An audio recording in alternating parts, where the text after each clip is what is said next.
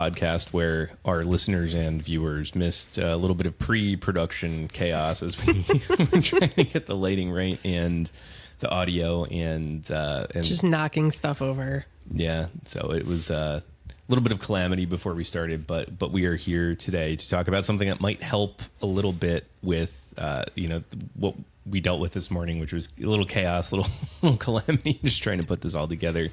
So we are here to talk about meditation. But before we get into that, my name is Matt Creighton, one of your co-hosts. And I'm Molly McGarrick, other co-host, and welcome to episode 3.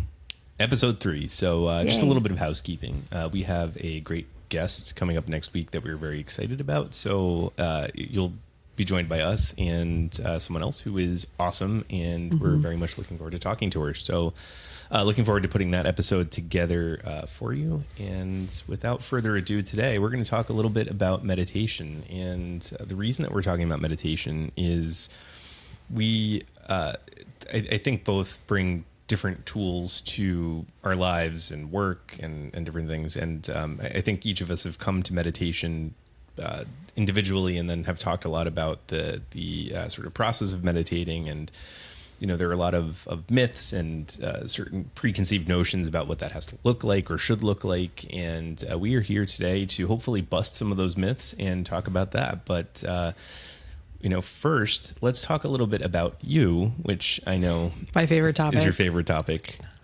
It's my favorite topic. I love it. It's so much fun. Thanks.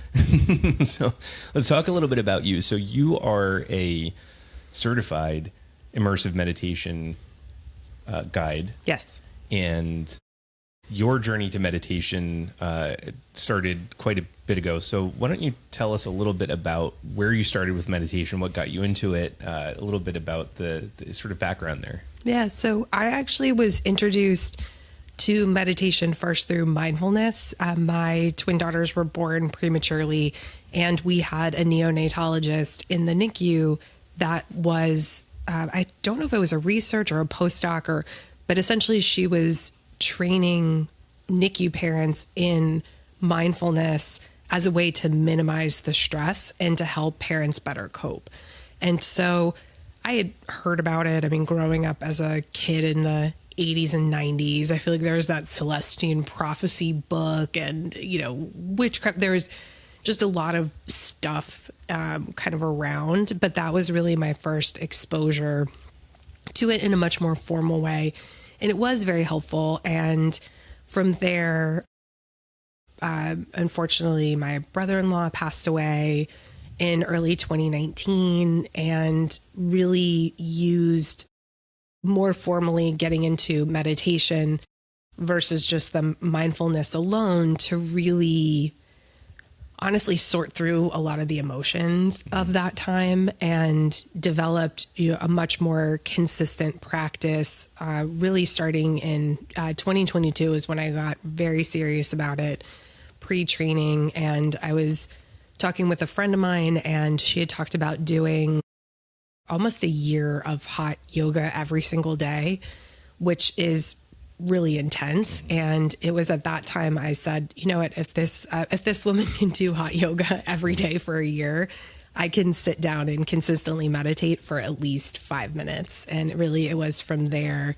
And just the benefit of having that daily ritual, not so much a habit, but just this ritual of going within, checking in with myself, seeing where I was.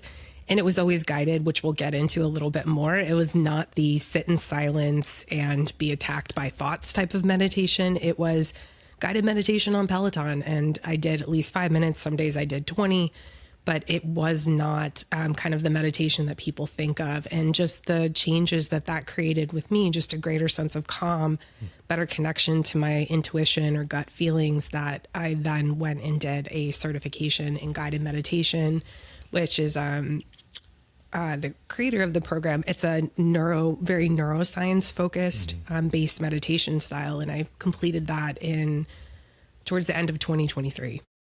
That's what I was going to say. So you found a nice quiet hilltop or mountaintop, and then sat Absolutely there in not. complete silence for hours on end, and completely uninterrupted. No, So not that's at what all. happened.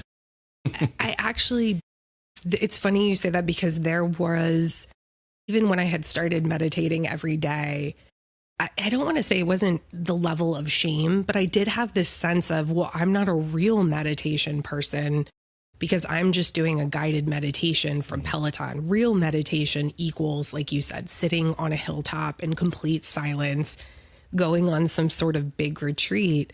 And what I realized, especially as I went through my training in the, that immersive meditation program, is just how much science and spirituality, not religion, spirituality is connected to having this relationship, like doing this work of sitting down every day. And whether it's guided or taking a walk, I mean, it comes in so many different forms, and really there's a flavor for everyone. But just that ritual of connecting to myself just created so much more clarity in my life about where I was going or when I needed to make decisions. I've definitely been a pull the audience type person throughout a lot of my life and career. And having that consistent practice helped me really get quiet more from the overthinking side. Like I was not sitting in silence, but I was focused more inward than I was on all the external when I was regularly meditating. Yeah, absolutely. I came to meditation, albeit not nearly as consistently as you are, right around the same time. And we've talked about this in our first episode, which is sort of the genesis of the name Expect Chaos podcast. Is we both have ADHD, and for folks who have ADHD, I mean, I don't want to paint with too broad a brush, but I'll speak from personal experience. Sitting in silence is very difficult for me. When meditating. I've gotten a little bit better at it, but I really still do need that guided meditation. And I think similar to you, when I started, I had this sense of, well, you have to go, do the silent retreat or sit silently somewhere. And then you almost have this expectation based on how some folks talk about it, of something really like special or some giant breakthrough happening as you're sitting there. And what I've come to realize is that's not it. But I mean, I think for a lot of people, it feels like meditation is inaccessible because of these sort of myths and constructs around it that are simply not true. And different things work for different people. There are people out there, I think, that can sit in silence and do that, and that works really well for them. Definitely not for me. So have you felt sort of the neurodivergence and ADHD, like how does that factor into, how you've approached meditation and some of the things that work for our friends who also share this? Because again, and even folks who don't, like, I think it's just very hard to quiet your mind in a lot of ways. Especially if you live in this digital age that we're all in, there is, really just a complete difficulty to be in silence in a lot of ways, because it is so underwhelming and understimulating compared to how we spend, really, frankly, every moment of our lives, where we are tethered to a supercomputer or, we're three screening it, where we have a laptop open, we're watching TV, but then we're also checking our phone. And so it is incredibly daunting to think about sitting in silence. And I will say, as I've developed a much more consistent practice, I do find that it is easier for me sometimes to sit in silence. I actually joined a group meditation, and for the bulk of the half hour, it was the majority silence. And that was, I guess, about a month ago. And I was actually very surprised because I wasn't sure how it was going to go. And it was easier than I thought it would be. But I think that's a testament to building a foundation of just taking the time to sit with myself. And it's funny because can you imagine if when we went to exercise, people said, well, the only way to exercise is to run. There's no other way to exercise. Dancing doesn't count. Swimming doesn't count. Yoga doesn't count. Dancing doesn't, nothing else counts, just running. And that's unfortunately how we look at meditation, where we say, or maybe people don't say it as explicitly, but just because we're in Western culture versus Eastern culture, where it is so different from how we live our lives, there is this expectation that it looks like this, and if I'm not doing it this way, I'm doing it wrong. So really, and even though our last episode was like, don't focus on outcomes, it's in this episode, it's like, let go of this sense of it having to look a certain way and think about, maybe for someone it's journaling, it's free writing. And has the same qualities of meditation, where it's this internal inquiry, internal contemplation, this trying to source wisdom from ourselves versus outside of us. And so that can look like, for some people, I've seen a lot of people who meditate and who have neurodivergence or just very busy lives, like they'll just gaze at a candle. Mm-hmm. I mean, that is quieting all the other external stimuli and just focusing a soft gaze on a candle. That can do similar things. Like, we see similar results as we expect when we say, oh, go meditate and sit on a mountaintop, or walking. And using mindfulness when you walk can have the same form of, meditative benefits, like listening to your footfalls, noticing the trees and the sky, and then, seeing, just allowing what's inside you to come up and just watching it, not judging it or making a story around it, just saying, I see tired. I feel overwhelmed. Like, just naming things and letting them be can have such huge benefits. That doesn't require sitting in silence for an hour and a half. Yeah, absolutely. I mean, you brought up a point earlier, which I think is really important. I think for a lot of us, is in today's modern society, we have a profound lack of space, mental space, filling every moment of our day with, like you said, this supercomputer that exists in our pockets, right? We can carry it around with us. And that, I think, makes it very hard to then sit with all of the things that flood in when we don't have that stimulation and don't have those sort of extra things to sort of distract us. So that, aside from having ADHD, I think we all have this thing, all these screens everywhere that we're and then, the busyness of modern life. So there's this sort of profound lack of space that makes it hard.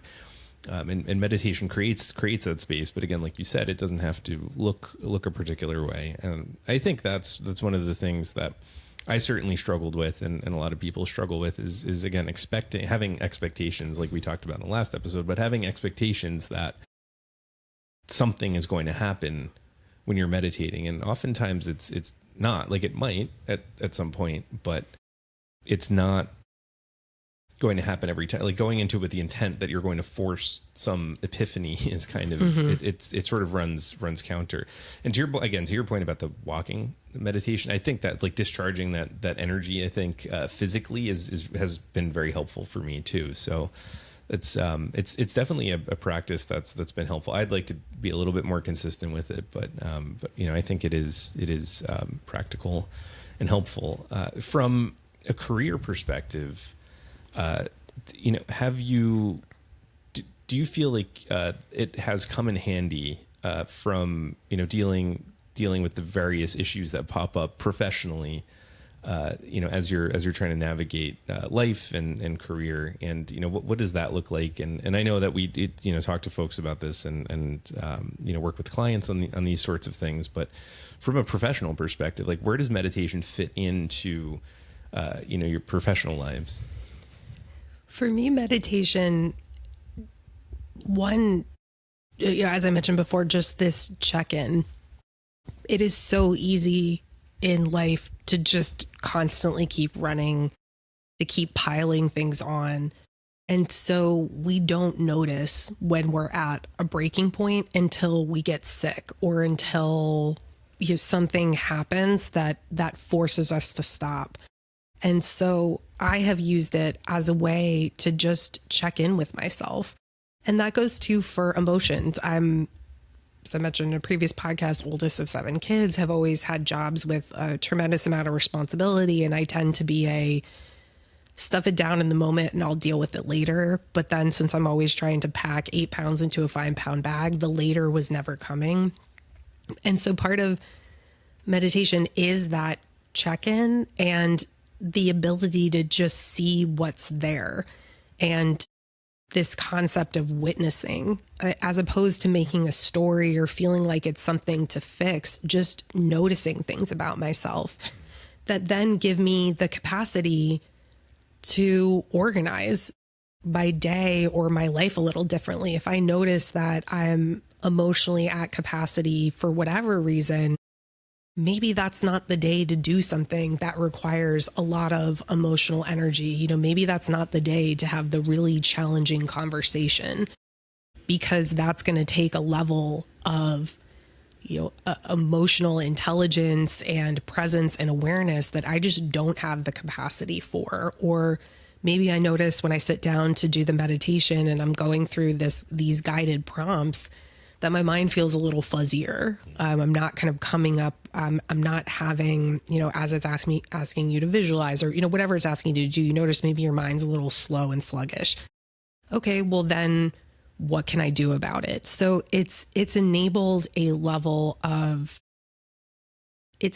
to be more organized and prepared for life as it is, as opposed to, again, a calamity happening because I'm just plowing through my day, going in to have a tough conversation and then realizing I'm at capacity and now this isn't going well. So it's helped tremendously. And it frankly gives me things to talk about with my therapist. And, or sometimes I'll sit down and it's just nice to have a really good cry, which this is probably not selling meditation. People are like, I don't want to sit down and have a cry, but it's unbelievable how much self-trust and awareness can be built by just carving out this regular space to just say to yourself, like, how are you? And just witness it. Don't judge it or feel like it has to be fixed. But, how are you today? It's really interesting because, I think we've talked to a bunch of people and have done, this program in executive presence. And one of the common themes that I think we've come to see and through our conversations is that there's a ton of stress, ton of burnout, and that actually one of the most useful and in-demand parts, people are asking us questions about this, is sort of the getting to presence before doing something, right? So the breath work, the meditation, the getting centered for things. And I found that to be fairly striking. And I think, since the pandemic, at least from my own observation, that, people are just so stressed out. And I don't think, collectively, a lot of us have recovered from that, or have had the space to breathe. And, the outside world right now beyond, your own personal lives or careers is pretty chaotic. Especially, chaos plus then the access to all of the information that exists on that chaos, right? You're constantly bombarded, whether it's on the TV and news or, you're looking at your phone again and there's, stuff going on. So I think there's a tremendous amount of burnout and it's impacting the way that people show up in their lives. And I think, people are looking for some relief. And interestingly, I think there's this tendency for a lot of folks, including, it's a battle for me sometimes too, is, looking for answers outside of yourself. And the reality is, I think that a good first step is looking within on some of those things. And so, meditation has been a really interesting tool in that. And again, it's really struck me that, all of the things that we've done so far in some of the presentations that we've given, through the common thread through, how to have hard conversations, how to engage in storytelling that's more compelling from a communications perspective, body language, all of that. It's been the meditation and presence piece of it that is the most interesting to folks. So that's been both surprising and also, if you think about it, not all that surprising. Yeah, and as with anything, I appreciate that meditation is called a practice, because just like you're different every day, your meditation practice can look different every day. Like some days it is for me, I need some fresh air. Like you said, I feel like I have a lot of energy in my body, and the thought of sitting down, even with guidance, just isn't it. I know I'm going to feel more attacked by my mind than supported by that introspection. And so it's the walking almost kind of giving that energy a bit of a fidget spinner or something to play with as I let that go, and then my mind has more space for clarity. But it is incredibly hard, and it's the beginning of the year, and it's the post holiday sort of put things away, resolutions. Mm-hmm. And the concept of creating, like you said, creating space, because if you're already packed, if everything's packed in there and you're just in reaction mode, of course you don't have space to be present and notice what's going on. Mm-hmm. And the act of sitting down and thinking about what you can witness and then just let go of, as opposed to things kind of sticking around because they're vying for your attention, because they haven't actually been observed or processed or really had any kind of integration into your life, it absolutely can create this sense of just overwhelm and clutter. And it doesn't have to be an all or nothing. It can literally be just 5 minutes of staring at a clouds going by. I mean, really, there's no wrong way to do this. It's just about trying to withdraw from all the external stimuli and just give yourself a chance to breathe and to just be in this moment. And again, however that looks for you, guess what? You have a meditation practice if you do that regularly, and it can evolve over time and on a day-to-day basis. And it just, I cannot understate or overstate, how much this has shifted my ability to believe and trust myself and the insights that come up to say this has value, as much as what someone else says on social media or what a coach says or an advisor. It puts you in the driver's seat of your own life in a way that to me feels incredibly profound. And so then other advice or information can be confirmation, it can be supportive, but you are the one that is directing your life in such a meaningful way. Yeah, definitely. And I think that intentionality of making that space is super important. So we actually were we did 2 hikes in the year. So we're feeling pretty proud of ourselves. We're not saying that you have to do this in particular. It's just something that I think helps both of us, is getting out in nature and walking around and hiking and seeing what there is to see. But you had this great idea as we were on our second hike. What if we do a hike a week?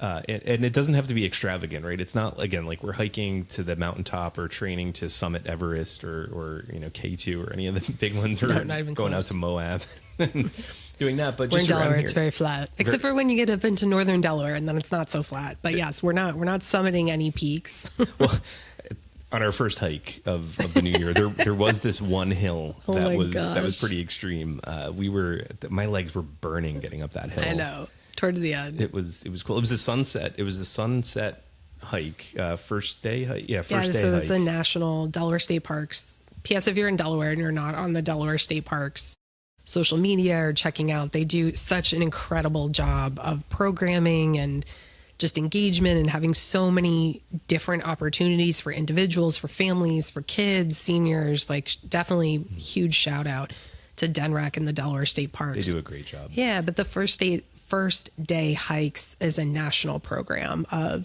all across the country, state, and I don't know if the national parks do it. I would imagine, but to get out and hike on the first day of whatever year we're in. So we're in 2026. I'm still doing the 2025. Oh no, 2026 on the dates, but yeah.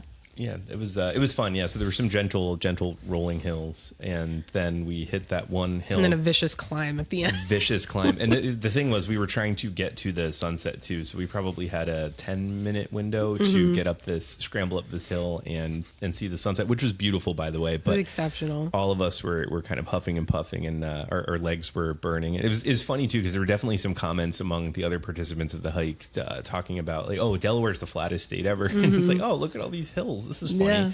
So we hit that one. So in case you are coming to Delaware for a hike and thinking that all of them will be completely flat, there's this one hill, maybe others elsewhere, but this one hill, absolutely brutal.